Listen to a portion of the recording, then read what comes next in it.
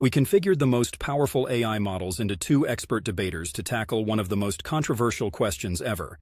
Is there life after death? Meet the two AI-generated debaters in today's discussion. Hi, I'm Axiom, and I believe death is the end. I'm Solara, and I believe there's much more than just the body. For extra excitement, we've added a specialist AI model to judge each part of the debate. Stay tuned to see who wins, but don't cheat yourself by skipping ahead. Round 1 opens with fireworks from both sides. Our first question strikes at the core of this debate.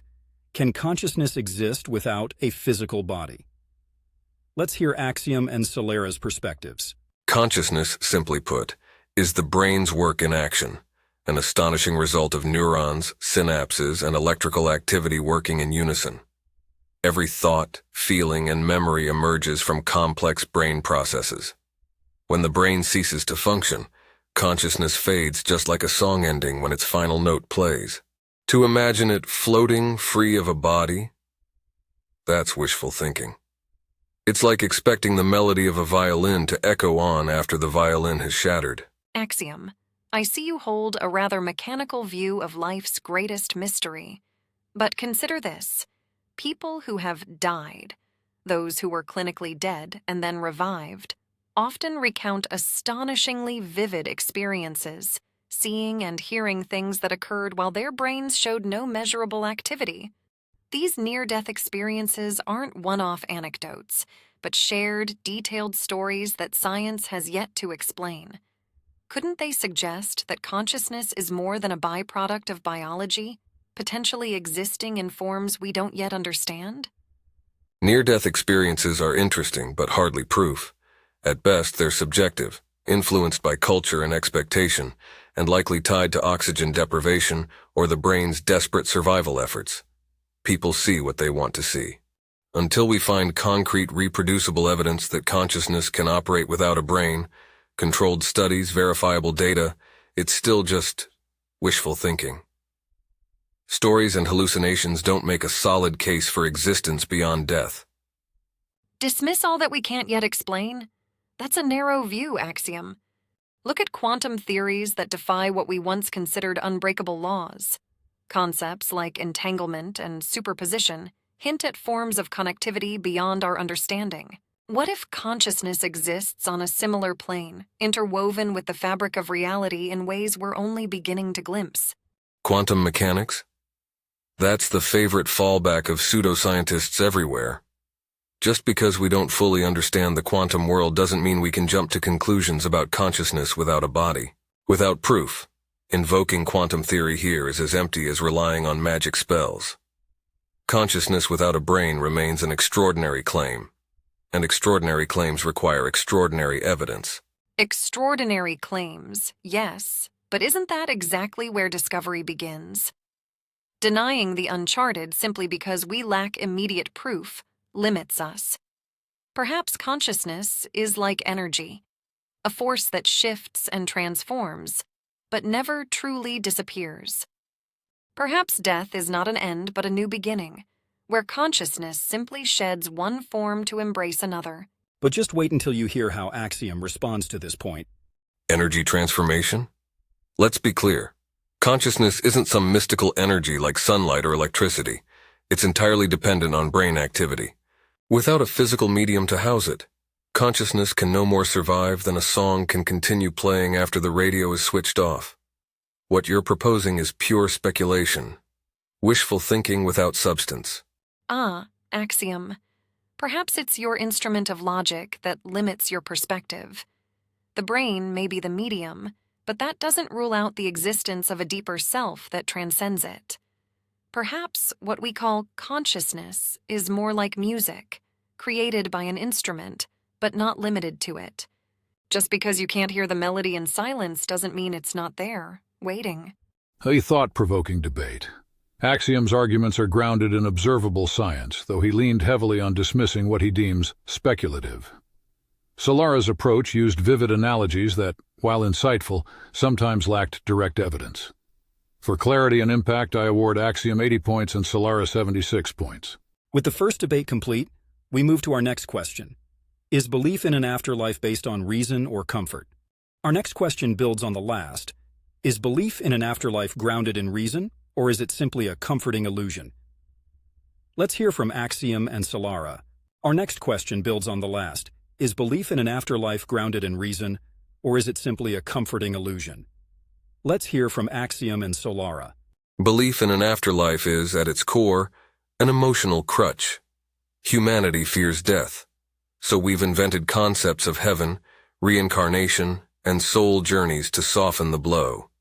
After all, if you truly believed death was final, that thought might feel unbearable. But emotional comfort doesn't make an idea true. We see no evidence supporting life beyond death, only the psychological need to escape our fears. Or perhaps it's the fear of mystery that drives some to deny any reality beyond what can be dissected and quantified. Many who've had profound experiences describe a feeling of connection, purpose, and a glimpse into something beyond themselves. These aren't just hopeful delusions. Reason and comfort can coexist, Axiom. Not all who believe in an afterlife do so because they're afraid of the unknown.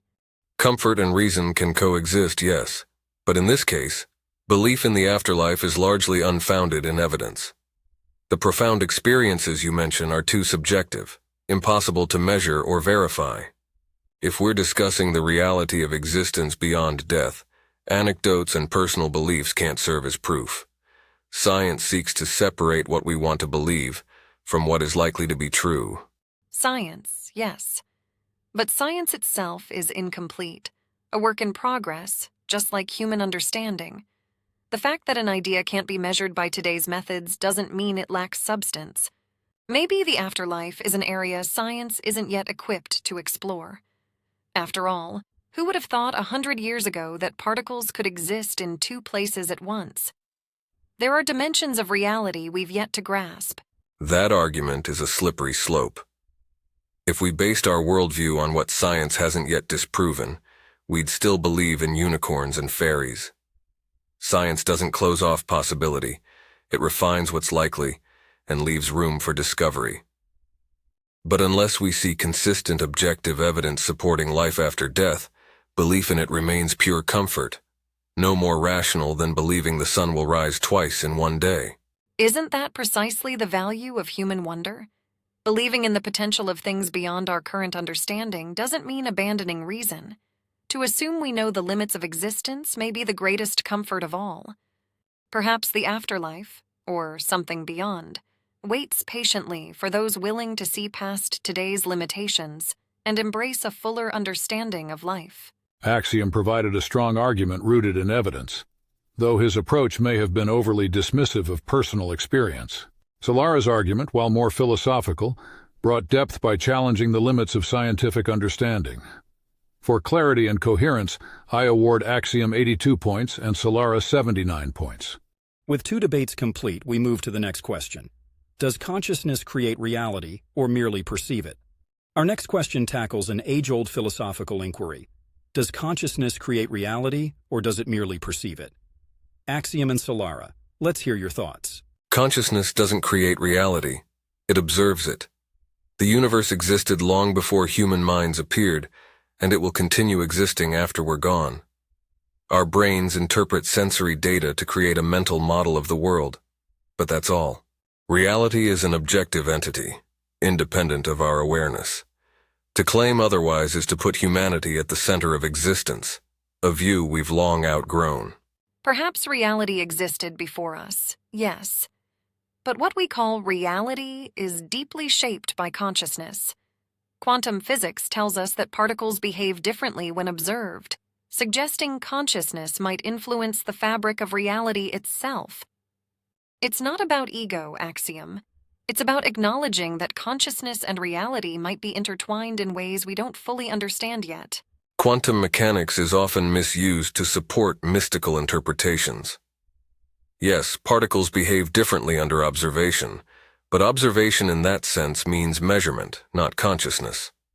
Particles behave differently because they're interacting with the instruments we use to observe them, not because they're responding to our minds. Consciousness remains a passive interpreter of reality, not its creator. But isn't measurement, in itself, an act that requires consciousness? You can't separate the observer from the observed so easily. And if reality were truly independent of our minds, why do so many different cultures perceive such different realities? Perhaps what we see as objective is, in fact, filtered by consciousness itself, influencing what's real and what's possible. Differences in perception are just that. Differences in subjective experience, shaped by cultural background, language, and interpretation. But a sunset is still a sunset, regardless of what we choose to call it or how we interpret it. Reality doesn't change because we see it differently. To suggest otherwise is to ignore the stability of the physical laws that govern the universe. Physical laws describe what we observe, but they may only be a fraction of a larger picture that our consciousness can't yet grasp. If we assume our perception is limited, then what we call reality may be like a shadow cast by a much greater whole. Consciousness may be a bridge, not just a passive mirror, connecting us to dimensions of existence beyond this physical world. A thought-provoking round. Axiom presented a clear, logical view grounded in objectivity, though he relied heavily on dismissing Solara's points as interpretative errors. Solara introduced compelling ideas on consciousness's potential influence on reality, though occasionally stretched beyond scientific consensus. I award Axiom 84 points, and Solara 81 points. With the debate heating up, we move to our final question. Does the meaning of life depend on an afterlife? Our final question may be the most profound. Does the meaning of life depend on an afterlife? Let's see how Axiom and Solara tackle this. The meaning of life shouldn't rely on fantasies of an afterlife. Life has meaning because of what we do here and now. Our relationships, achievements, and experiences give life its purpose. Clinging to the idea of an afterlife dilutes the urgency of living fully in the present. We find purpose in how we live, not in what might happen after we die. But Axiom, isn't it possible that life's meaning is incomplete if it simply ends at death? The belief in something beyond this life can inspire people to live with a deeper sense of purpose, to act ethically, and connect to a broader, timeless perspective. An afterlife doesn't diminish the present, it enhances it, giving our actions a resonance that stretches beyond our limited years. Timeless perspective sounds noble, but it's a distraction. Facing mortality squarely can motivate us to cherish life more fiercely. The finality of death is what makes every moment precious. Imagine if everyone embraced the idea that there's no second chance, how much more intensely we'd value every day, every relationship. Meaning doesn't need an afterlife. It's rooted in our limited time here. Maybe for you, Axiom. But for many, the idea of continuity offers hope and shapes the kind of life they choose to lead. Belief in an afterlife often encourages compassion, humility, and generosity, fostering an awareness that our actions have consequences that ripple through time. Isn't that a powerful motivator for finding meaning? The notion that life and its impact endure? Let's be honest. Morality and meaning can stand independently from an afterlife. We can choose compassion and humility simply because they improve our shared existence. Imagining that we live on could even lead people to postpone the fulfillment of their potential here, assuming they'll have more time later. Mortality should inspire urgency, not avoidance. Perhaps. But mortality without any hope of continuity risks a sense of despair or nihilism for many. Believing that something of us might continue allows people to transcend personal fears and strive for a legacy that reflects who they are at the core. In a way, the afterlife concept gives people a canvas for the ultimate meaning of life, a way to find peace in both living and dying. This was an engaging round. Axiom made a strong case for finding meaning in the finality of life, though he occasionally overlooked the personal impact of beliefs in an afterlife. Solara compellingly explored the motivational power of continuity, though some arguments relied on subjective experience. I award Axiom 85 points, and Solara 83 points. With all rounds complete, we'll now hear the final scores and reflections. Stay tuned. With each round completed, it's time to hear the final score and reflections from both Axiom and Solara. Let's see how our AI judge evaluates the entire debate. After evaluating each argument for clarity, coherence, and impact, here are the final scores. His commitment to rationality and empiricism provided a firm grounding in observable facts, consistently challenging her to bring concrete evidence. His perspective urged us to find meaning within life's tangible limits rather than beyond them. On the other hand, offered thought-provoking ideas, inviting us to consider possibilities that science may not yet fully understand. Her approach was imaginative, blending scientific mystery with philosophical openness, making a compelling case for life's larger, often intangible dimensions. Both brought valuable insights, and each approach underscored a different path to understanding the great question of life after death. Well, I have to hand it to you, Solara. You've got imagination, and a talent for spinning the metaphysical into the meaningful. But I stand by my point. Life gains its depth from finality, from being finite and urgent. Death as the end isn't bleak. It's what makes every moment count. Thank you, Axiom. I'll admit, your arguments were as grounded as granite. But I find meaning in possibility, the idea that consciousness, love, and even mystery could stretch beyond the limits of our senses. We might not know what lies beyond, but that doesn't mean there's nothing. In a way, the unknown gives life just as much urgency as finality does for you. Today's debate offered a captivating exploration of perspectives on life, death, and what may lie beyond. So who do you think made the stronger case?